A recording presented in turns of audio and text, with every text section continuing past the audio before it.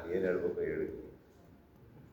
ಅವ್ರು ಯಾರಾದರೂ ರಿಯಾಕ್ಷನ್ ಮಾಡಿದರೆ ಹೋಗಿ ನೀವು ಅಲ್ಲೋಗಿ ಕೇಳಬೇಕು, ನೀವು ಯಾರಿಗೆ ಹೇಳಿದ್ರು ಅಂತ. ನನಗೋದಕ್ಕೆ ಏನು ಸಂಬಂಧ? ನೀವು ಯಾರು ನನಗೆ ಕೇಳ್ತಾ ಇದ್ದೀರಿ, ಯಾರು ಅಲ್ಲಿ ಕೇಳ್ತಾನೆ ಅಲ್ಲಿ ಕೇಳಿ.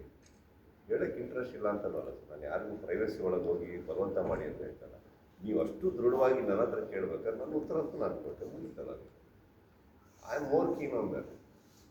ಆರ್ ಹಿಸ್ಟ್ರಿ ಒಳಗೆ ಹೋಗ್ಬಿಟ್ಟು ಬಿಗಿನ್ ಮಾಡಿಬಿಟ್ಟು ಆ ವ್ಯಕ್ತಿ ಬಗ್ಗೆ ಒಂದು ಸಲ ಕೆಟ್ಟದಾಗ ಮಾತಾಡೋದು ಒಂದು ಏನಾಗ್ತದೆ, ಯಾವತ್ತ ಅಲ್ಲೇ ಇಲ್ಲಿರೋದು. ಹೀಗಾಗಿ ಯಾಕೆ ನಂದೇನೋ ಬೇರೆ ಕಡೆ ಇದೆ, ಅಷ್ಟು ದಡ್ಡನ ನಾನು ಅಲ್ಲಿ ಹೋಗಿ ಏನೇನೋ ಮಾತಾಡ್ಕೊಂಡು ಆವೇಶದಲ್ಲಿ ಮಾತಾಡ್ಕೊಂಡು ಹೋಗಿ ಕುಡಿದಿದ್ದ, ಕಾಫಿ ಕುಡಿದಿದ್ದೆ, ಏನೋ ಮಾತಾಡ್ಬಿಟ್ಟೆ ಹೋಗಿ ಅನ್ನೋಕ್ಕೆ ಏನಾದ್ರು ಇಲ್ವಲ್ಲ ಸರ್, ನಾನು ಏನು ಇಲ್ವಲ್ಲ. C, I have a lot of respect for him. Let me be very open.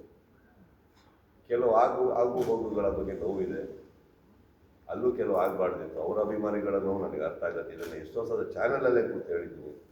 ಅಭಿಮಾನಿಗಳ ನೋವು ಇರುತ್ತೆ, ಬಿಟ್ಬಿಡಿ, ಕೆದಕಕ್ಕೆ ಹೋಗ್ಬಿಡಿ, ಮಾಡಬೇಡಿ. ಇದು ನಾನು ಹೇಳಿದ್ದು ಅದೇ ಅಭಿಮಾನಿಗಳ ಬಗ್ಗೆ ತಾನೇ ನಾನು ಮಾತಾಡಿದ್ದು.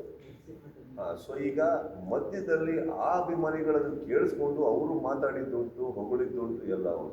ಇನ್ನೊಂದು ಯಾವುದೋ ಗ್ರೂಪ್ ಇರ್ಬೇಕಲ್ಲ, ಇದು ಇಷ್ಟ ಆಗದೆ ಇರೋದು.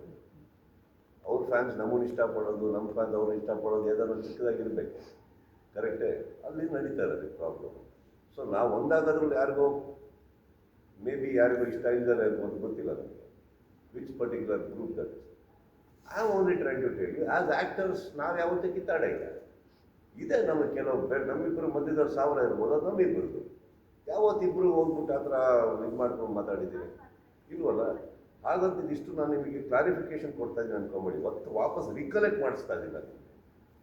ಇದ್ರ ಒಳಗಡೆ ನಂದು ನೋವು ನನಗಿರ್ಬಾರ್ದ, ನನ್ನ ಸಿನಿಮಾ ಬಗ್ಗೆ ನಾನು ಮಾತಾಡೋದು, ಯಾರ್ದೋ ವೇದಿಕೆ ಮೇಲೆ ಮಾತಾಡೋದು, ನನ್ನ ವೇದಿಕೆ ಮೇಲೆ ಮಾತಾಡೋದು. ನಾನು ಆಲ್ಸೋ ಐ ಟೋಲ್ಡ್ ಯು, ಅವತ್ತೊಂದು ಸೆಲೆಬ್ರೇಷನ್ ಡೇ ನಮಗೆ.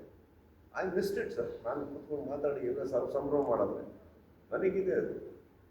ಹಾಗಂದ್ಬಿಟ್ಟು ನಾನು ಇನ್ನೊಂದು ಹೇಳ್ತಾ ಇದ್ದೀನಿ, ಯಾರು ರಿಯಾಕ್ಟ್ ಮಾಡ್ದೇ ಇರುವಾಗ ಯಾರು ಒಬ್ಬರು ರಿಯಾಕ್ಟ್ ಮಾಡೋದು ಅಂದರೆ ಅವ್ರಿಗೆ ಹೇಳಿದ್ದು ಅಂತ ನೀವು ಅವ್ರಿಗೂ ಕೇಳಬೇಕು. ಯಾಕೆ ನಿಮಗೆ ನಂಗೆ ಅನ್ನಿಸ್ತು ಆ ಕಡೆನೇ ನಾನು ಮಾಡಿದ್ರ ನಿಮಗೆ ಅಂತ ಯಾಕೆ ಅನ್ನಿಸ್ತು? ಈ ಪ್ರಶ್ನೆ ಆ ಕಡೆ ಹಾಕ್ಬೇಕು, ನನಗಲ್ಲ. ನಾವೊಂದು ಏನಿಲ್ಲ, ನಾನು ಹೇಳಿದೆ ಅಷ್ಟು ಹೇಳಿದೆ. ಇನ್ಫ್ಯಾಕ್ಟ್ ಮೊನ್ನೆಯಿಂದನೂ ಹೇಳ್ತಾನೆ, ಇದ್ರ ಮೇಲೂ ಕೆಲವ್ರಿಗೆ ಏನಾಗುತ್ತೆ, ಇಲ್ಲ ಇದು ಉತ್ತರ ಅಲ್ಲ, ಆದರೆ ಈಗ ನಿಮ್ಮ ಉತ್ತರಕ್ಕೆ ನಾನು ಸ್ಪಂದಿಸೋಕ್ಕಾಗಲ್ಲ. ಕರೆಕ್ಟೇ? ನಿಮಗೆ ಮೊನ್ನೆ ಒಂದು ಉದಾಹರಣೆ ಕೊಟ್ಟೆ. ಇಲ್ಲಿ ಒಂದು